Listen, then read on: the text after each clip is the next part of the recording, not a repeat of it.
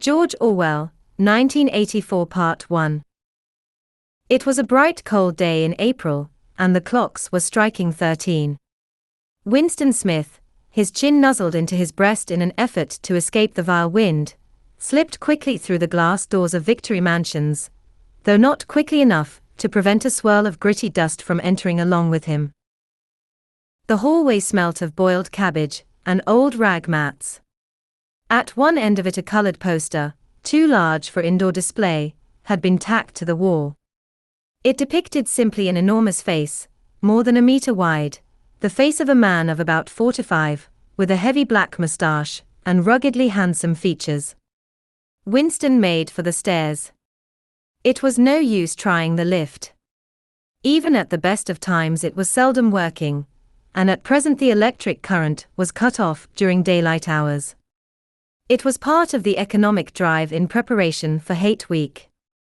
The flat was 7 flights up, and Winston, who was 39 and had a varicose ulcer above his right ankle, went slowly, resting several times on the way. On each landing, opposite the lift shaft, the poster with the enormous face gazed from the wall.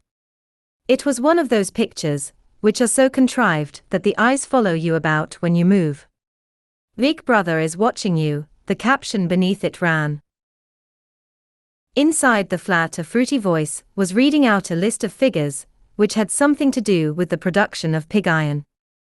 The voice came from an oblong metal plaque, like a dulled mirror, which formed part of the surface of the right-hand wall. Winston turned a switch and the voice sank somewhat, though the words were still distinguishable.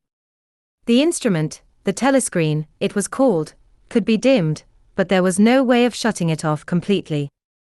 He moved over to the window, a smallish, frail figure, the meagerness of his body merely emphasized by the blue overalls which were the uniform of the party.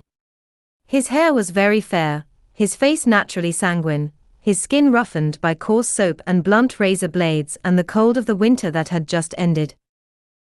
Outside, even through the shut window pane, the world looked cold.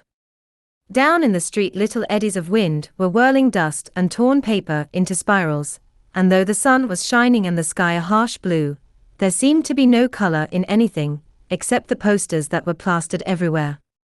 The black mustachioed face gazed down from every commanding corner. There was one on the house front immediately opposite. "Big Brother is watching you," the caption said, while the dark eyes looked deep into Winston's own. Down at street level another poster, torn at one corner, flapped fitfully in the wind, alternately covering and uncovering the single word "Ingsoc." In the far distance a helicopter skimmed down between the roofs, hovered for an instant like a bluebottle, and darted away again with a curving flight. It was the police patrol, snooping into people's windows. The patrols did not matter, however. Only the thought police mattered. Behind Winston's back the voice from the telescreen was still babbling away about pig iron and the over-fulfillment of the 9th three-year plan. The telescreen received and transmitted simultaneously. Any sound that Winston made, above the level of a very low whisper, would be picked up by it. Moreover, so long as he remained within the field of vision which the metal plaque commanded, he could be seen as well as heard. There was of course no way of knowing whether you were being watched at any given moment. How often, or on what system, the thought police plugged in on any individual wire was guesswork. It was even conceivable that they watched everybody all the time. But at any rate, they could plug in your wire whenever they wanted to. You had to live, did live, from habit that became instinct, in the assumption that every sound you made was overheard, and, except in darkness, every movement scrutinized. Winston kept his back turned to the telescreen. It was safer, though, as he well knew, even a back can be revealing. A kilometer away the Ministry of Truth, his place of work, towered vast and white above the grimy landscape. This, he thought with a sort of vague distaste, this was London, chief city of Airstrip 1, itself the third most populous of the provinces of Oceania. He tried to squeeze out some childhood memory that should tell him whether London had always been quite like this. Were there always these vistas of rotting 19th-century houses, their sides shored up with balks of timber, their windows patched with cardboard and their roofs with corrugated iron, their crazy garden walls sagging in all directions? And the bomb sites, where the plaster dust swirled in the air and the willow herb straggled over the heaps of rubble, and the places where the bombs had cleared a larger patch, and there had sprung up sordid colonies of wooden dwellings like chicken houses. But it was no use, he could not remember, nothing remained of his childhood except a series of bright-lit tableaus occurring against no background, and mostly unintelligible. The Ministry of Truth, Minitru, in Newspeak, was the official language of Oceania. For an account of its structure, and etymology see Appendix, was startlingly different from any other object in sight. It was an enormous pyramidal structure of glittering white concrete, soaring up, terrace after terrace, 300 meters into the air. From where Winston stood it was just possible to read, picked out on its white face in elegant lettering, the three slogans of the party. War is peace, freedom is slavery, ignorance is strength. The Ministry of Truth contained, it was said, 3,000 rooms above ground level, and corresponding ramifications below. Scattered about London there were just 3 other buildings of similar appearance and size.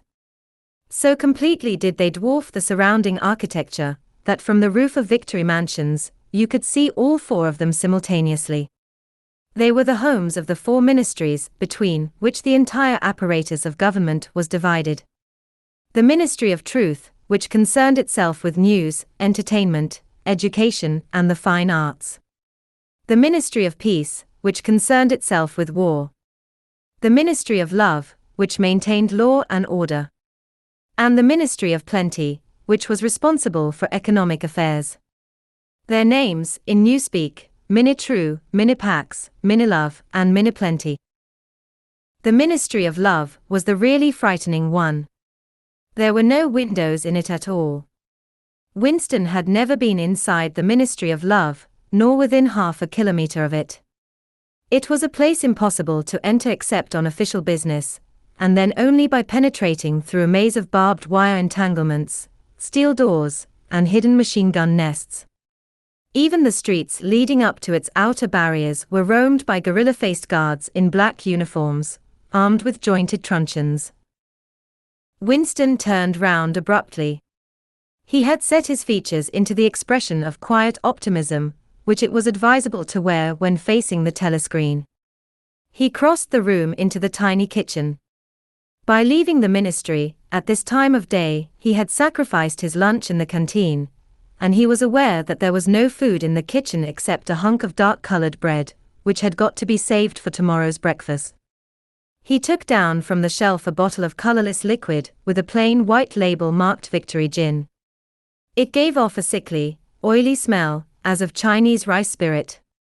Winston poured out nearly a teacupful, nerved himself for a shock, and gulped it down like a dose of medicine.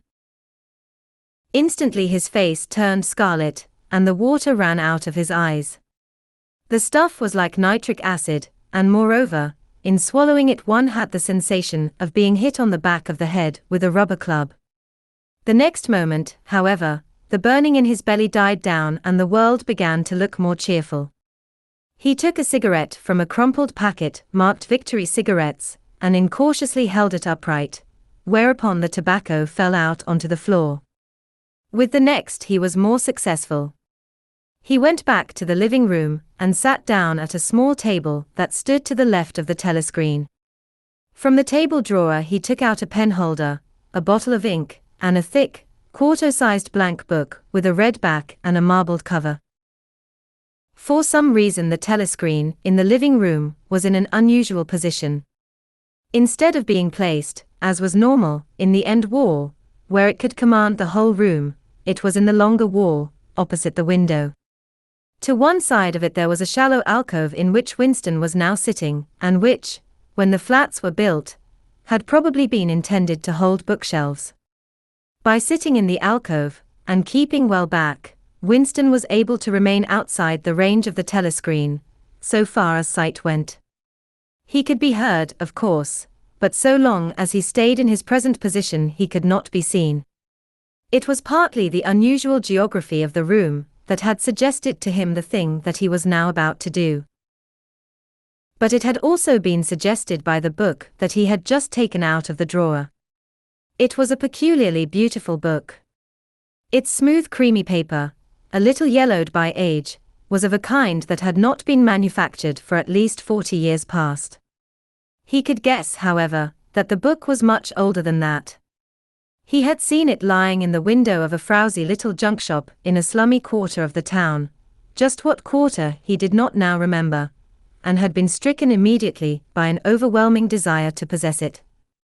Party members were supposed not to go into ordinary shops, dealing on the free market, it was called, but the rule was not strictly kept, because there were various things, such as shoelaces and razor blades, which it was impossible to get hold of in any other way. He had given a quick glance up and down the street, and then had slipped inside and bought the book for $2.50. At the time he was not conscious of wanting it for any particular purpose. He had carried it guiltily home in his briefcase. Even with nothing written in it, it was a compromising possession,